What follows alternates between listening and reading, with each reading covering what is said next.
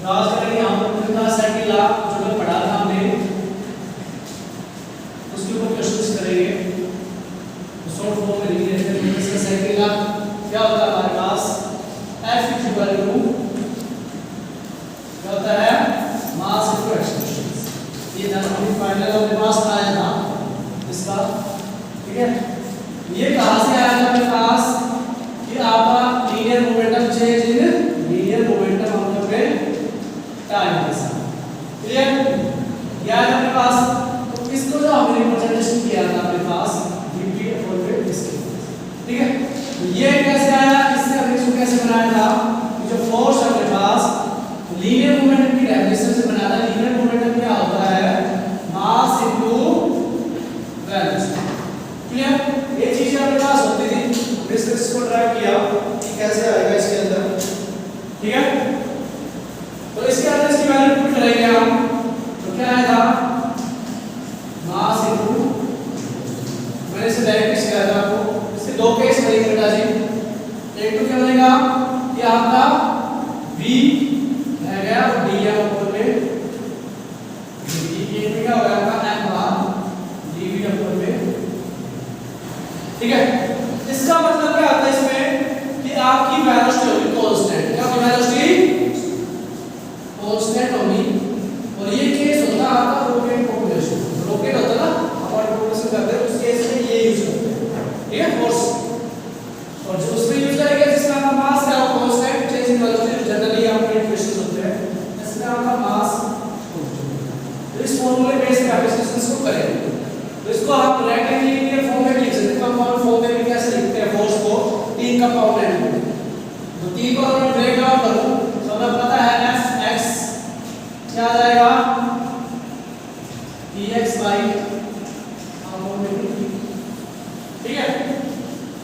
Fy equal to d upon dt और Fz आ जाएगा dt।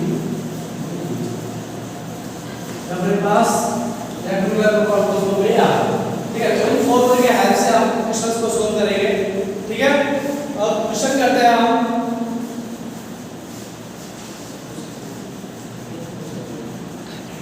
ठीक है।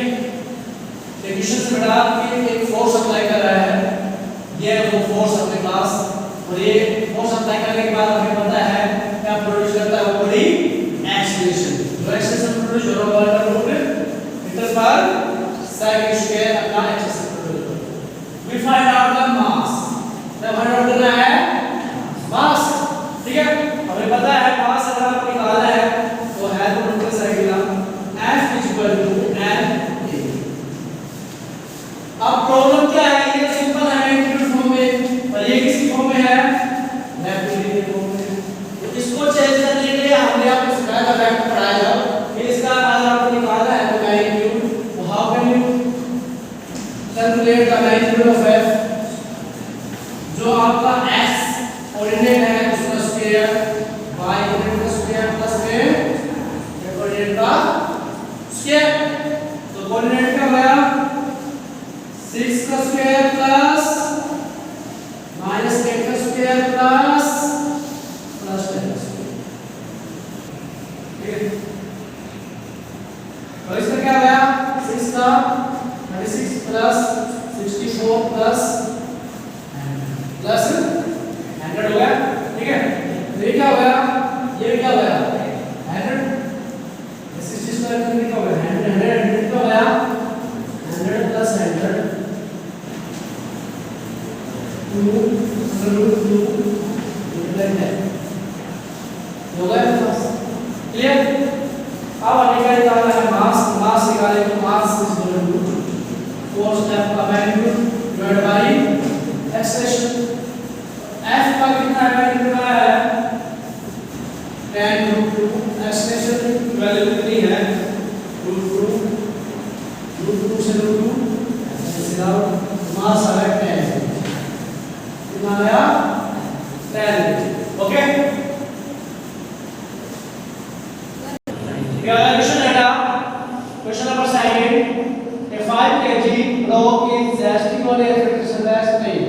हमारे पास जो प्लेन है फ्रिक्शनलेस, उसके ऊपर 5 kg ब्लॉक है, it is track by a jet, ये जेट है जिससे वाटर प्रेशर बनाया गया है, leasing a water at the rate, तो इससे जो वाटर आ रहा है किस रेट से आ रहा है जी, 3 kg मीटर पर और 3 kg सेकंड। वाटर का फ्लोटेशन हो रहा है किस स्पीड से हो रहा है, 3 kg पर सेकंड से हो रहा है। एनर्जी की जो स्पीड है उसकी जो स्पीड है कांस्टेंट स्पीड है बेटा इसकी, वो क्या है मीटर पर सेकंड। तो फाइंड द एक्सेलरेशन, इसका इनिशियल एक्सेलरेशन क्या होगा वो फाइंड आउट करना है।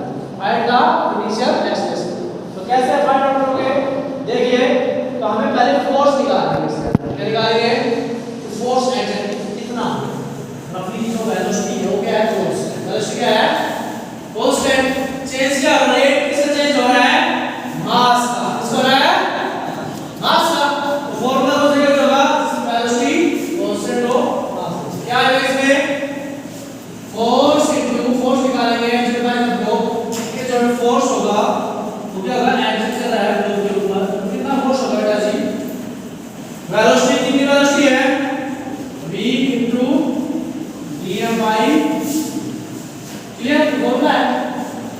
इसकी जो वेलोसिटी स्पीड है वो कितनी है, 4 मीटर पर सेकंड, करो 4 चेंज इन और जो चेंजमेंट आ रहा है वो कितना मास, ठीक है इसलिए लिया मास कितने, तो 3